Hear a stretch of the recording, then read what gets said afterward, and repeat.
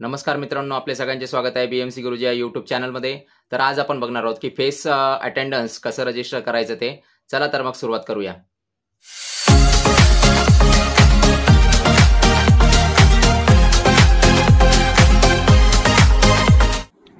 दिनांक 19/9/2024 रोजी आपलं फेशियल बायोमेट्रिक मशीनद्वारे उपस्थिती नोंदविण्याबाबतचं आपलं सर्क्युलर आलेलं होतं. त्या सर्क्युलरमध्ये दाखवल्याप्रमाणे आपल्याला ही लिंक देण्यात आलेली आहे किंवा आपण हे स्कॅन करून सुद्धा आपण रजिस्ट्रेशन करू शकतो.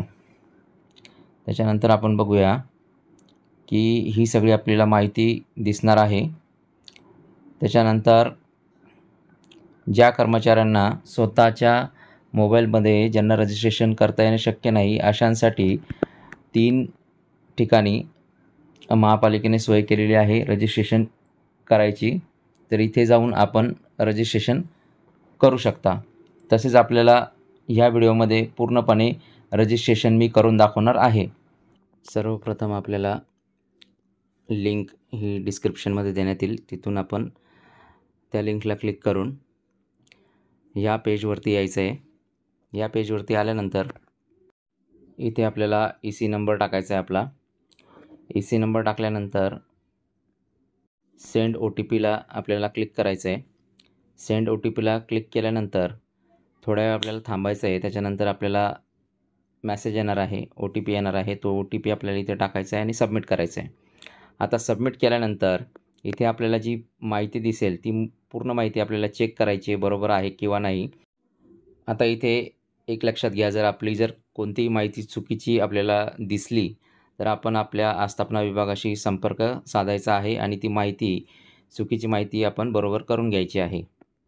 आता पहिल्या वेळेस जो आपल्याला OTP आलेला होता तो आपल्याला मोबाईल कंपनीकडून आलेला होता आणि सेकंड टाईम जो आपल्याला OTP येणार आहे तो आपला आधारकडून येणार आहे.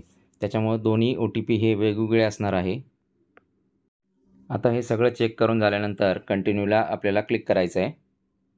आता कंटिन्यूला क्लिक केल्यानंतर आपल्याला जो आधारकडून OTP आलेला आहे तो आधारकडून आलेला OTP आपल्याला इथे टाकायचा आहे आणि व्हेरीफायला क्लिक करायचं आहे. जर आधारला आपला मोबाईल नंबर लिंक नसेल तर आपल्याला सर्वप्रथम आधार सेंटरला जाऊन आपला मोबाईल नंबर लिंक करून घ्यायचा आहे. त्याच्यानंतर ही प्रोसेस आपल्याला करायची आहे. आता व्हेरीफायला क्लिक केल्यानंतर थोडासा इथे टाईम घेईल. त्याच्यानंतर व्हेरीफायनंतर आपला कॅमेरा ओपन होईल. इथे आपण कॅमेरामध्ये कॅमेरा स्विच आपण करू शकतो, म्हणजे बॅक कॅमेरा आणि फ्रंट कॅमेरा करू शकतो. त्याच्यानंतर आपल्याला फोटो कॅप्चर करताना आपला चेहरा या गोल वर्तुळामध्ये व्यवस्थित बसवायचा आहे आणि बॅकग्राऊंड आपलं प्लेन बॅकग्राऊंड असलं पाहिजे. त्याच्यानंतर आपल्याला कॅप्चर फोटोला क्लिक करायचं आहे आणि आपला फोटो कॅप्चर झाल्यानंतर तो फोटो व्यवस्थित जर आला असेल तरच आपल्याला पुढे कंटिन्यू करायचं आहे, नाहीतर मग आपण परत रिटेक करू शकतो. आता कंटिन्यूला क्लिक केल्यानंतर आपल्याला सक्सेसफुली झाल्याचा मेसेज येईल आणि आपण 24 तासानंतर फेस बायोमेट्रिकने अटेंडन्स नोंदवू शकता.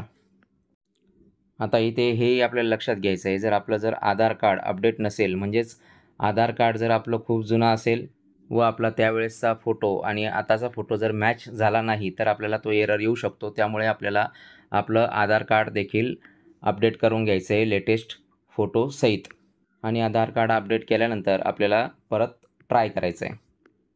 तर आजचा हा आपला छोटासा व्हिडिओ होता फेस अटेंडन्स रजिस्ट्रेशनसाठी. तर आजचा आमचा व्हिडिओ आपल्याला कसा वाटला ते आम्हाला कमेंट बॉक्समध्ये नक्की कळवा. चला तर मग भेटूया नेक्स्ट व्हिडिओमध्ये. तोपर्यंत धन्यवाद. जय हिंद, जय महाराष्ट्र.